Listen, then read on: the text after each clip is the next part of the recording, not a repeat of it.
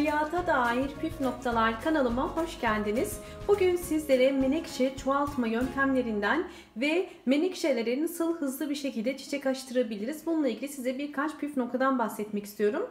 Şimdi görmüş olduğunuz menekşelerim daha önce sizlerle paylaşmış olduğum menekşelerimdi. Hemen şu menekşemi göstermek istiyorum. Bakın, görüyorsunuz, gayet güzel.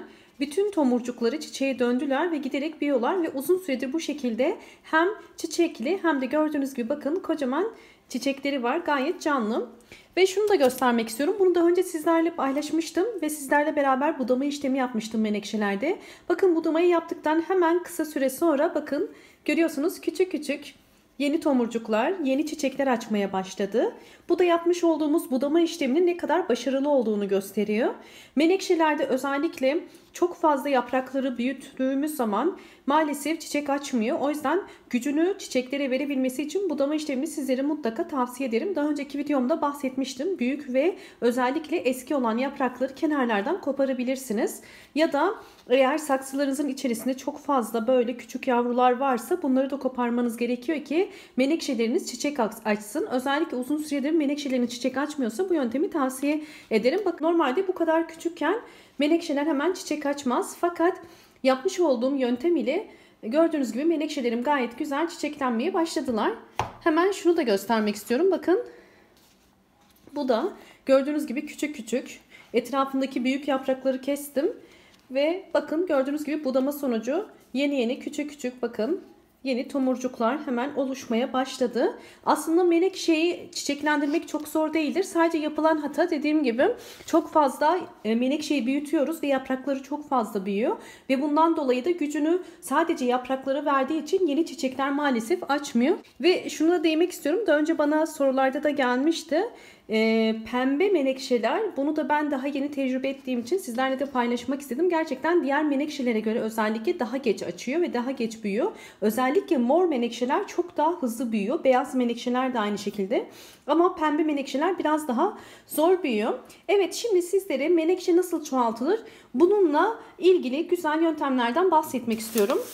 Sizlere bugün menekşe çoğaltmanın 3 farklı yönteminden bahsedeceğim. Özellikle bakın, bu yöntem sera yöntemi ve çok hızlı bir şekilde sonuç aldığım bir yöntem. Hemen size şöyle göstermek istiyorum.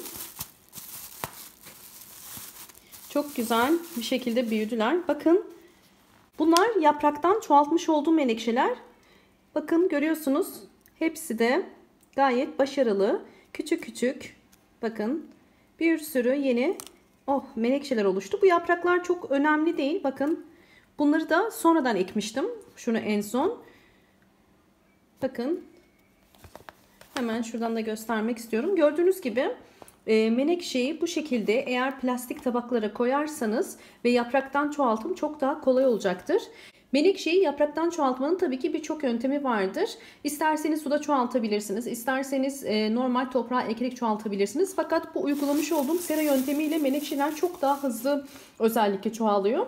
Bir de şunu da belirtmek isterim. Menekşeyi çoğaltmak isterseniz kesinlikle ilkbaharı seçin. Kışın menekşeler çok ama çok geç çoğalmaya başlıyor. Mesela bu görmüş olduğunuz yaprakları ben kışın çoğaltmak istemiştim.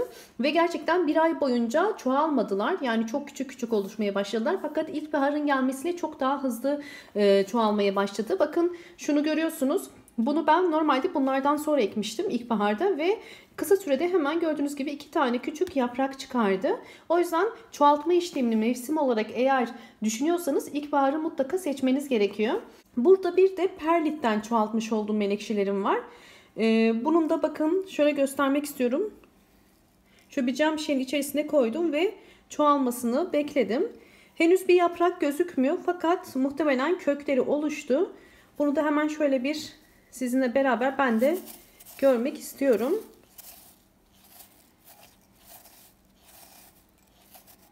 Bakın şuradan.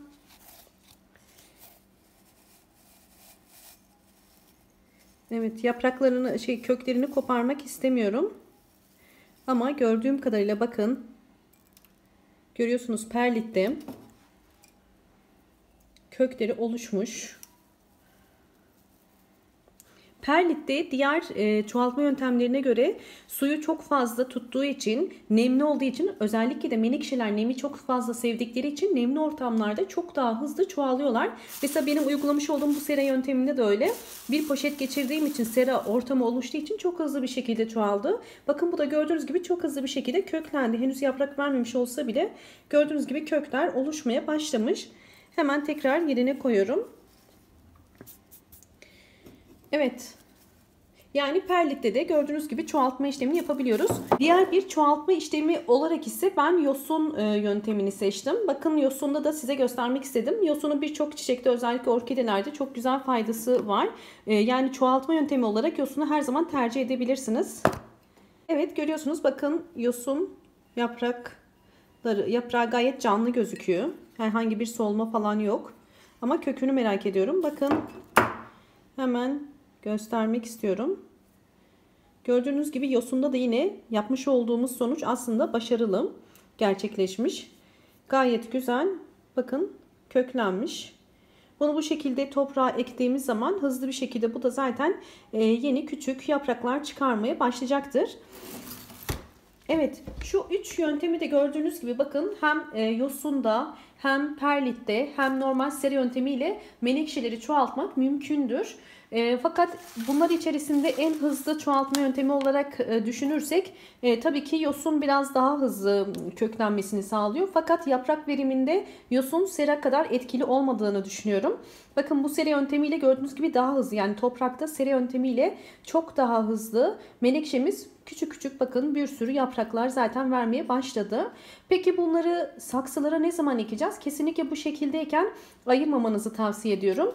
Bu yaprakların iyice büyümesi gerekiyor. Şu anda henüz küçük oldukları için eğer ayırırsak işlemimiz olumlu sonuçlanmayabilir. O yüzden ben bunu hemen ayırmayı düşünmüyorum. Biraz daha yaprakları büyüdükten sonra, en az 3 yaprak, her bir yapraktan en az 3 yaprak çıktıktan sonra bunu normal ayrı saksılara ekmeyi düşünüyorum.